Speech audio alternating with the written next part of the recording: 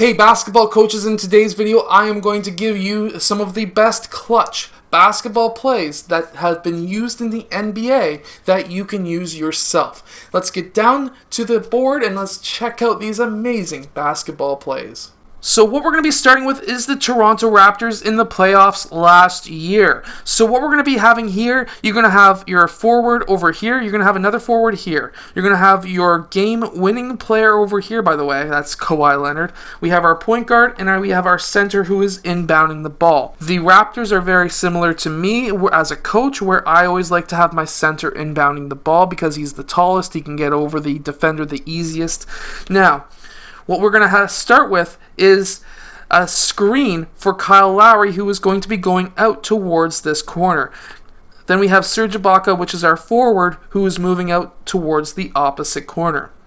Next, what we're going to be having is a screen from Siakam on our Kawhi Leonard, the game-winning shooter. Now, this is our obvious first option. However, a secondary option could have been Kyle Lowry over in the corner. Once Kawhi Leonard gets that ball, what we're going to have, this would have been, as we've seen, Pascal Siakam looked in this direction. I've seen him run this play before during the season as well. So what could have happened was Pascal Siakam and Gasol could have set a screen down for Kyle Lowry, who would have popped up. That would have been a backup option. However, Kawhi Leonard being Kawhi Leonard, he wants to take the last shot.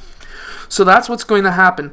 He's going to now attack this right side. He could have easily passed over to Pascal Siakam, who could have made that extra pass over to Kyle Lowry, but that's not what happened in this one. We now see Kawhi Leonard taking the game-winning shot that hits the rim 6 trillion times and bounces in.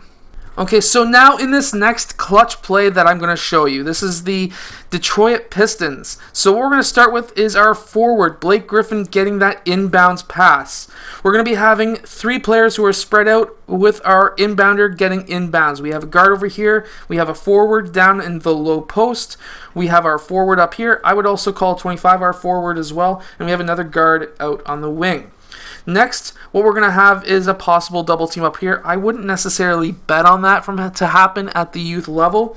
But next, we're going to have a dribble handoff fake with that inbounding player. Because of that inbound fake, it's going to leave Blake Griffin open for that drive. Now, he could go up for that dunk, which he does, but he could have also passed it over towards this player, who would have also had an easy shot, but Blake Griffin just likes to have the massive dunk. Now, probably about 5 years ago, he would have had that as a smash on that guy's face, but either way, he still comes out with a basket. Now, here's another sideline inbounds play that I know you're going to absolutely love to run with your basketball team.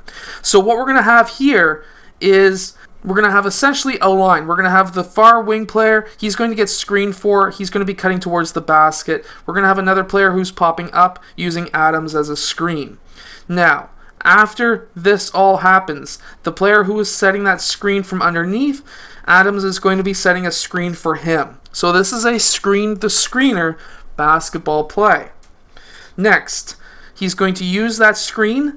He's going to be cutting out towards this wing. The secondary player who originally cut towards the rim is going to be popping up and popping towards the post, or I mean the point, after using Adams as a screen. He pops up. The inbounder has 2 options. It really comes down to what his defender is doing. So his defender is cutting off the pass towards the wing. So we're getting Paul George open for the 3-point shot at the point, which is exactly what happens. Okay, so now in this next play, we're going to have a player who starts out on this wing. We're going to have a player who starts in the low post, a player who starts at the point, and a player way on the far side of the court, and obviously our inbounder right here. Now, what we're going to be starting with is that wing player. He's going to be cutting across towards this wing.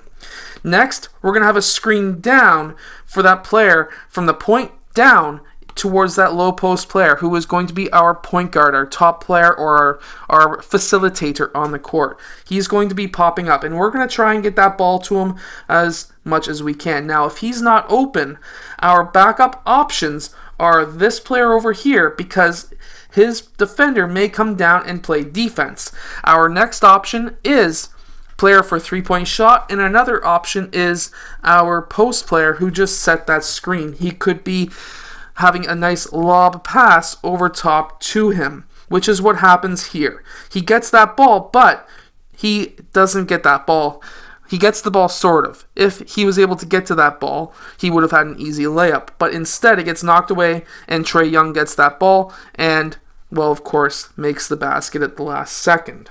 I hope that these basketball plays can help you win more games. If they do, hit that like button, subscribe. Go check out my defense books in the link in the description below. I know you're going to absolutely love them too, and I know they're going to help you win even more games.